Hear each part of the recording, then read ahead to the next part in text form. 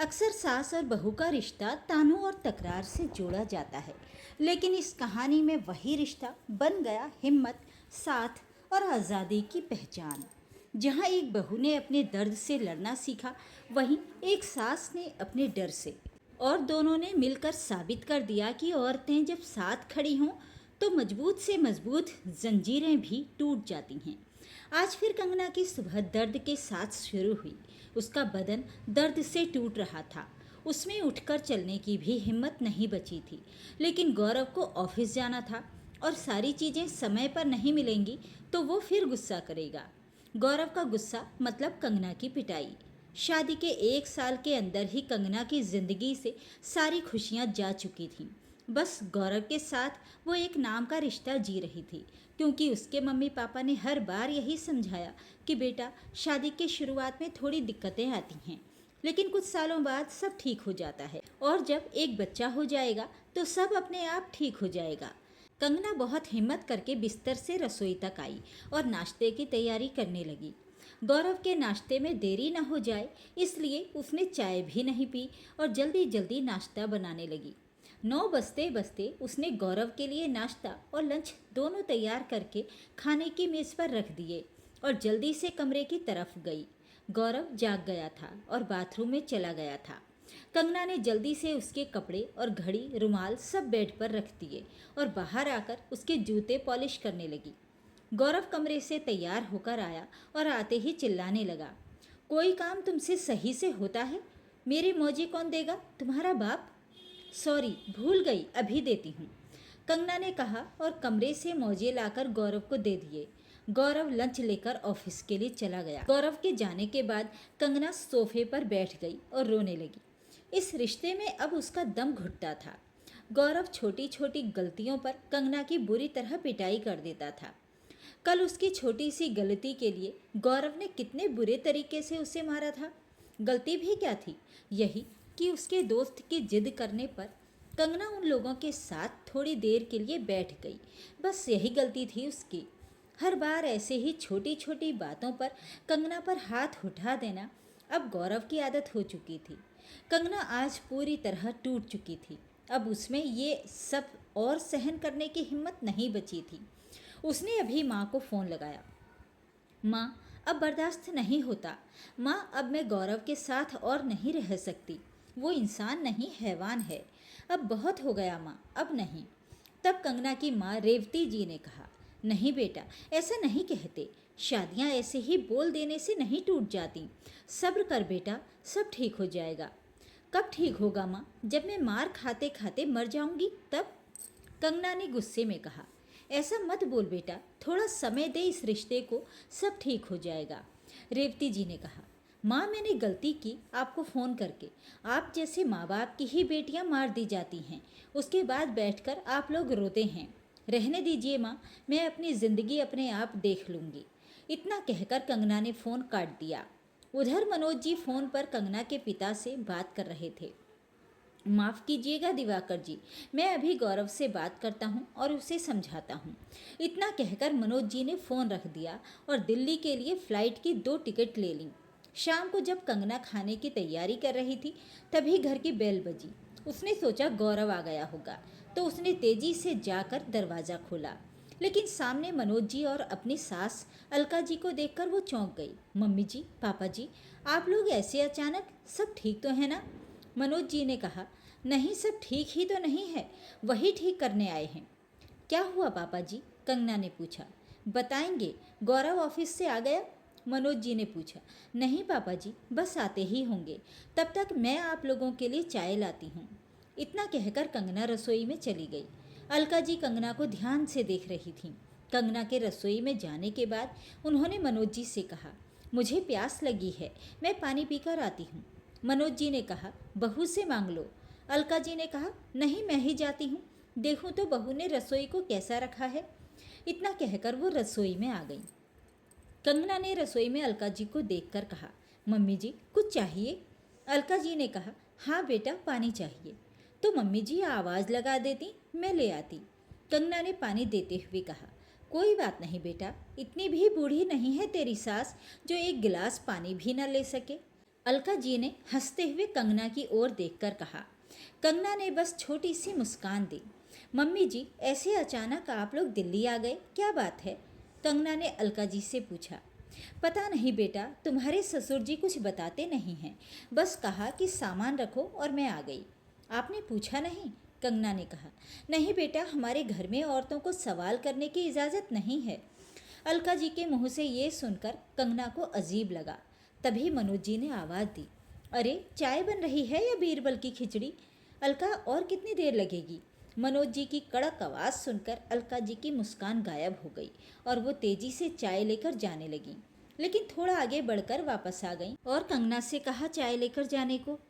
कंगना चाय लेकर गई, लेकिन वो अपनी सास की बातों से सोच में पड़ गई थी और उसके ससुर जी के आवाज़ लगाने पर अलका जी का यूं डर जाना कंगना समझ नहीं पा रही थी। कंगना के पीछे ही अलका जी भी आ गईं और माहौल को बदलने के लिए कहा। बहू, तुमने तो अपने घर को बहुत अच्छे से रखा है, क्यों जी, सही कह रही हूँ ना? अलका जी ने मनोज जी से पूछा। हाँ, बहू ने तो घर को अच्छे से रखा है, लेकिन हमारे बेटे को अपना घर सही से रखना नहीं आया अभी तक, मनोज जी मोबाइल में देखते हुए बोले। कंगना कुछ समझ पाती तभी उसका फ़ोन और दरवाजे की घंटी एक साथ बज पड़े। कंगना दरवाजे की ओर जाने लगी, तभी अलका जी ने कहा। बहू, तुम फ़ोन उठा लो, दरवाज़ा मैं खोलती हूँ। गौरव हमें सामने देखकर चौंक जाएगा। कंगना ने फ़ोन देखा तो रेवती जी की कॉल थी। उसका मन तो नहीं था, लेकिन सास ससुर की वजह से फ़ोन लेकर कमरे में आ गई और फ़ोन उठाते ही कहा। क्या हुआ माँ, अब आप क्यों फ़ोन कर रही हैं? मैंने कहा ना कि मुझे अब आप लोगों से कोई बात नहीं करनी। रेवती जी ने कहा। बेटा सुन तो ले, तेरे पिताजी ने गौरव के पिताजी से बात की है। उन्होंने कहा है वो गौरव से बात करेंगे। तू परेशान मत हो बेटा। अब कंगना को मनोज जी की वो बात समझ में आ गई कि हमारे बेटे को अभी तक अपना घर सही से रखना नहीं आया है। ठीक है माँ, मेरे सास ससुर आए हुए हैं, मुझे खाना बनाना है, आपसे कल बात करती हूँ, कहकर कंगना ने फ़ोन कट कर दिया और हॉल में चली गई। गौरव ने जब अपने मम्मी पापा को देखा तो वो भी हैरान रह गया। मम्मी पापा, आप लोग अचानक, क्या हुआ, सब ठीक तो है ना? गौरव ने मनोज जी और अलका जी को देखकर एक साथ कई सारे सवाल कर डाले। सब ठीक ही तो नहीं है बेटा, मनोज जी ने गौरव को गले लगाते हुए कहा। क्या हुआ पापा, बताइए तो, क्या बात है? गौरव ने कहा। अरे नहीं बेटा, ऐसे ही मजाक कर रहा था। हम तेरे माँ बाप हैं, तेरे पास नहीं आ सकते क्या? आने से पहले तुझसे परमिशन लेनी होगी क्या? मनोज जी ने हंसते हुए कहा। नहीं पापा, कैसी बातें कर रहे हैं, ये तो आपका ही घर है, आप जब चाहे आ सकते हैं, कंगना ने कहा तो मनोज जी ने कंगना को देखते हुए कहा। बहू, मुझे पता है कि ये मेरा ही घर है, तुम मुझे मत बताओ, और मैं अपने बेटे से बात कर रहा हूँ। तुम्हें बीच में बोलने को किसने कहा? जब दो मर्द बात कर रहे हों तो औरतों को बीच में नहीं बोलना चाहिए। तुम्हें किसी ने सिखाया नहीं? जाओ रसोई में जाकर खाना बनाओ। अपने ससुर के मुंह से ऐसी बातें सुनकर कंगना को झटका सा लगा। वो बिना कुछ बोले चुपचाप रसोई में चली गई। उसे रोना आ रहा था, लेकिन वो जल्दी जल्दी खाना बनाने लगी। उधर गौरव और मनोज जी भी कपड़े बदलकर खाने की मेज़ पर बैठ गए और अलका जी रसोई में कंगना के पास आ गईं। ला बहू, मैं कुछ मदद कर दूं, अलका जी ने कहा तो कंगना ने कहा। नहीं मम्मी जी, सब हो गया है, आप भी खाने के लिए बैठ जाइए, मैं खाना लगा देती हूँ। बहू, पहले घर के मर्द खाएंगे, उसके बाद मैं और तुम खाना लेंगे। मुझे पता है बहू, तुझे थोड़ा अजीब लगेगा, लेकिन तेरे ससुर जी थोड़े पुराने ख्यालात के हैं, तो बेटा तू कुछ दिन थोड़ा संभल कर रहना, फिर हमारे जाने के बाद तुम और गौरव साथ बैठकर खाना। मुझे पता है मेरा बेटा ऐसा नहीं है, वो तो पढ़ा लिखा है, लेकिन बेटा। तभी मनोज जी ने आवाज़ लगाई। और कितनी देर लगेगी, खाना बनाने में इतना समय लगता है क्या? कंगना और अलका जी ने जल्दी जल्दी सारा खाना लाकर मेज़ पर रख दिया और अलका जी मनोज जी को खाना परोसने लगी। कंगना अपनी सास को गौर से देख रही थी। जैसे वो गौरव के कामों को करने में डरा करती है, ठीक वैसे ही अलका जी भी डर डर कर मनोज जी को खाना परोस रही थी। तुम्हें क्या हाथ जोड़कर बोलूं, तब खाना परोसोगी? गौरव ने कंगना से गुस्से में कहा। कंगना ने भी जल्दी जल्दी गौरव को खाना निकाल कर दिया। गौरव के ऐसा बोलने पर अलका जी गौरव को हैरान होकर देखने लगी। तभी उनसे थोड़ी सी दाल मनोज जी के कुर्ते पर गिर गई। मनोज जी तेजी से उठे और अलका जी को देखते ही देखते एक जोर का चांटा जड़ दिया। कंगना सुन्न सी खड़ी रह गई और अलका जी तेजी से रसोई में जाकर कपड़ा ले आईं और दाल साफ करने लगीं। कंगना को तो जैसे सांप सूंघ गया था। वो उसकी सास में खुद को देख रही थी और अपने ससुर में गौरव को। तभी उसके गाल पर भी एक जोर का चांटा पड़ा, जिससे वो गिरते गिरते बची। कहाँ ध्यान है तुम्हारा? कब से आवाज़ दे रहा हूँ, थोड़ी सब्जी दो।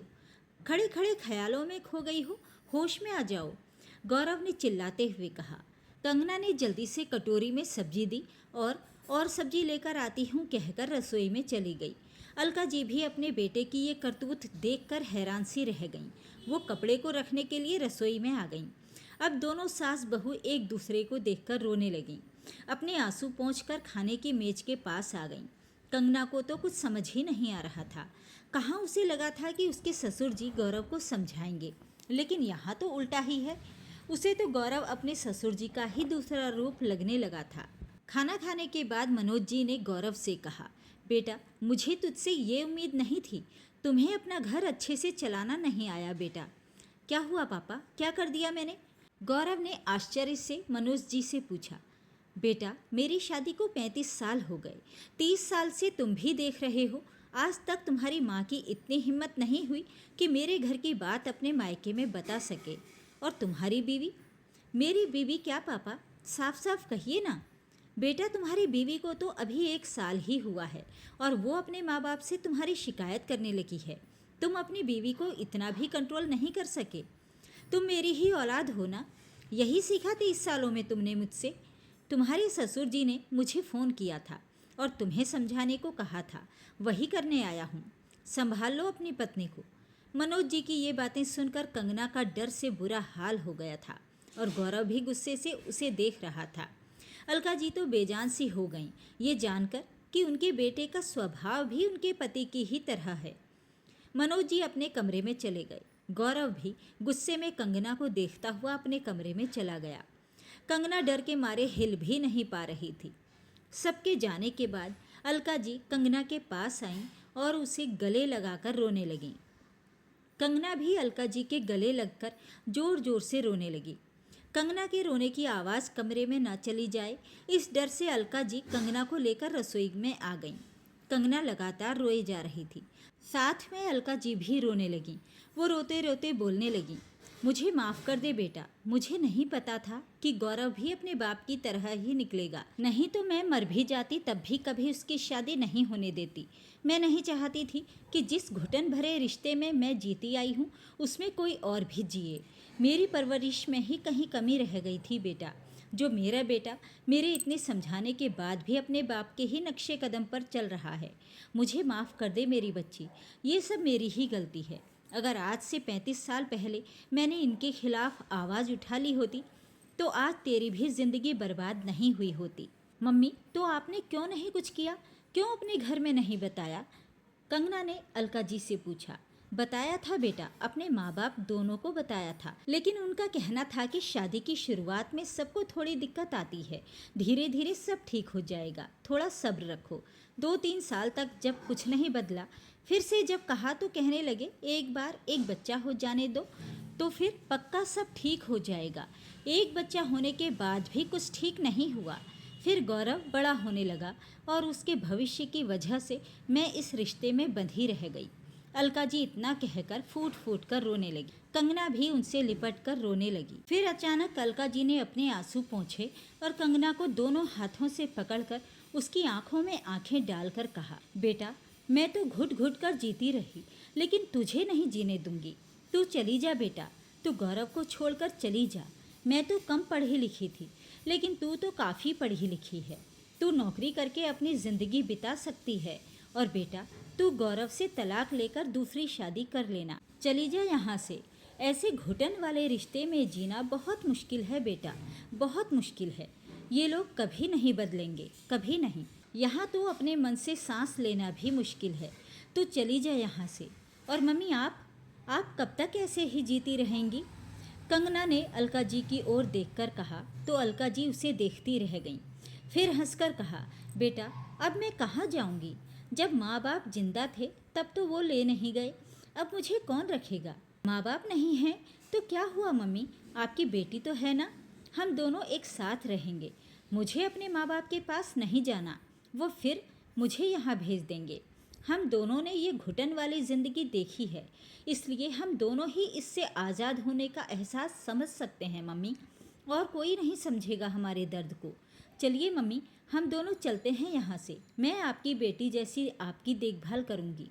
मम्मी, ये लोग इंसान नहीं हैवान हैं, मेरे जाने के बाद पता नहीं ये लोग आपके साथ क्या करेंगे। अगर आप नहीं जाएंगी तो मैं भी नहीं जाऊंगी। नहीं बेटा, अब मैं इस उम्र में कहाँ जाऊंगी, मेरी तो आधी से ज़्यादा ज़िंदगी गुजर गई है। तू चली जा, तेरे सामने तो पूरी ज़िंदगी पड़ी है। अलका जी ने कंगना से कहा तो कंगना ने साफ मना कर दिया। नहीं मम्मी जी, हम जाएंगे तो साथ जाएंगे, नहीं तो साथ ही यहाँ रहकर सब सहेंगे। आधी जिंदगी तो घुट घुट कर गुजार ही दिया मम्मी जी, अब बाकी की बची जिंदगी को कम से कम अच्छे से गुजार लीजिए। इस घुटन भरे रिश्ते से तो अलका जी भी आज़ाद होना चाहती थी, बस कभी किसी ने उनका साथ नहीं दिया था। आज कंगना के कहने पर उन्हें एक उम्मीद दिखी, और सही तो कह रही थी कंगना, आधी जिंदगी तो ऐसे ही कट गई, अब जो थोड़ी सी जिंदगी बची है उसे तो खुलकर जी लूं। उन्होंने कंगना का हाथ पकड़ा और कहा, चलो बेटा, अब हम दोनों अपनी ज़िंदगी खुलकर जिएंगे। दोनों सास बहू के चेहरे पर एक अलग ही चमक थी। दोनों अपने अपने कमरे में गईं। मनोज जी और गौरव दोनों सो चुके थे। कंगना ने अपना सामान पैक किया और धीरे से बाहर आ गई। अलका जी ने भी अपना बैग उठाया और दोनों उस घर से निकल गईं। कंगना ने एक कैब बुक किया और दोनों एक होटल में जाकर रुक गईं। जब सुबह हुई और अलका जी और कंगना दोनों घर में नहीं दिखी तो गौरव ने कंगना को फ़ोन किया। पहले तो कंगना ने फ़ोन नहीं उठाया, फिर जब गौरव ने लगातार फ़ोन किया तो कंगना ने फ़ोन उठाया। फ़ोन उठाते ही गौरव चिल्लाने लगा, कहाँ हो तुम? तुम्हारा दिमाग तो ठीक है? पापा को और मुझे चाय चाहिए, मम्मी कहाँ हैं? और ये बताओ, तुम सुबह सुबह कहाँ सैर करने गई हो? घर आओ, फिर तुम्हें बताता हूँ। कल रात भी मैं जल्दी सो गया था, इसलिए तुम्हारा मन ज़्यादा उड़ने लगा है, जल्दी घर आओ। इतना बोलकर भी जब गौरव चुप नहीं हुआ तब कंगना ने भी चिल्लाते हुए कहा, एक मिनट गौरव, थोड़ा सांस ले लो और अच्छे से सुनो। अपनी और अपने पिताजी की चाय खुद बना लो, और हो सके तो अपना काम करना सीख लो, क्योंकि मैं और मम्मी जी ने खुद को तुम लोगों की गुलामी से आज़ाद कर लिया है। इतना कहकर कंगना ने फ़ोन कट कर दिया और गौरव का नंबर भी ब्लॉक कर दिया। उसने अपने मम्मी पापा को भी फ़ोन करके बता दिया। उसके पिताजी जब उसे समझाने लगे तो अलका जी ने फ़ोन ले लिया और कहा, आप अब कंगना की चिंता मत कीजिए, हम माँ बेटी अपनी ज़िंदगी मज़े से गुजार लेंगे, और फ़ोन कट कर दिया। कंगना ने एक नौकरी कर ली और अलका जी भी घर में ही छोटे छोटे बच्चों को ट्यूशन पढ़ाने लगी। कंगना की एक दोस्त वकील थी। कंगना और अलका जी दोनों ने एक साथ तलाक का केस दायर कर दिया। जब गौरव और मनोज जी के नाम तलाक का नोटिस उनके घर पहुंचा तो दोनों बाप बेटे के पैरों तले जमीन ही खिसक गई। गौरव ने कागज़ के हर शब्द को बार बार पढ़ा, जैसे उसे यकीन ही नहीं हो रहा था कि कंगना ने सच में ये कदम उठा लिया है। और उससे भी बड़ा झटका तब लगा जब पता चला कि नोटिस पर अलका जी का भी नाम है। अलका ने मुझसे तलाक। मनोज जी के हाथ कांपने लगे, वो कुर्सी पर धंस से गए। गौरव गुस्से से भर उठा, वो औरत मुझे छोड़ सकती है, और मम्मी, उन्होंने भी हमें धोखा दे दिया। लेकिन इस बार किसी की आवाज़ में वो पुराना रौब नहीं था, बस बेचैनी थी। दोनों के चेहरों पर डर और अपमान की एक ही परत थी, जो समाज के सामने उनकी तथाकथित इज्जत के गिरने का डर था। कोर्ट के लिए भी ये एक अनोखा ही केस था। सास और बहू एक साथ तलाक ले रही थी। अदालत के गलियारे में जब मनोज जी और गौरव पहुंचे तो मीडिया और बाकी लोगों की नज़रें उन पर ठहर गईं। सास बहू ने एक साथ पति और ससुर से तलाक का केस किया है, सब यही फुसफुसा रहे थे। कोर्ट रूम में जब कंगना और अलका जी दाखिल हुई, सादी सूदी साड़ियों में मगर आत्मविश्वास से भरी हुई, तो मनोज जी और गौरव ने नज़रें झुका लीं। पहली बार उन्हें अपनी औकात दिखाई दी, जो अब तक औरतों के आंसुओं और चुप्पियों से ढकी थी। जज के सामने जब कंगना ने अपनी बात रखी, हम सिर्फ तलाक नहीं अपनी आज़ादी मांग रहे हैं, तो पूरा कोर्ट रूम कुछ पल के लिए सन्न रह गया। मनोज जी और गौरव ने वहीं खड़े खड़े माफ़ी मांगी। आंखों में शर्म और डर दोनों थे। उन्होंने कहा कि वे सुधर जाएंगे, बस केस वापस ले लिया जाए। मगर इस बार सास बहू चुप नहीं रही। अलका जी ने धीमे मगर दृढ़ स्वर में कहा, अब कोई माफ़ी नहीं, अब कोई वापसी नहीं। 30 साल पहले हमने तुम्हारे अहंकार को सहा है, अब हमें बस अपनी ज़िंदगी जीनी है। और कंगना ने उनकी बात पर सिर हिला दिया। कोर्ट ने दोनों तलाक मंजूर कर लिए। उस दिन जब वे दोनों अदालत से बाहर निकलीं, कंधे से कंधा मिलाए, आंखों में एक अजीब सी चमक थी, तो ऐसा लगा मानो वर्षों से बंद एक सांस आज़ाद हो गई हो। बाहर धूप खिली थी और उनके चेहरे पर भी वही उजाला था, आज़ादी का, सम्मान का और एक नई जिंदगी की शुरुआत का। तो दोस्तों, आप ही बताइए कि कंगना और अलका जी ने अपने आत्मसम्मान को बचाने के लिए जो कदम उठाया, क्या वो जायज़ था? क्या उन दोनों को अपने पतियों को तलाक नहीं देना चाहिए था और ऐसे ही ज़िंदगी भर दुख और अपमान सहते रहना चाहिए था? कहानी पसंद आई तो वीडियो को लाइक और शेयर करें और मेरे चैनल को सब्सक्राइब जरूर करें। नमस्कार।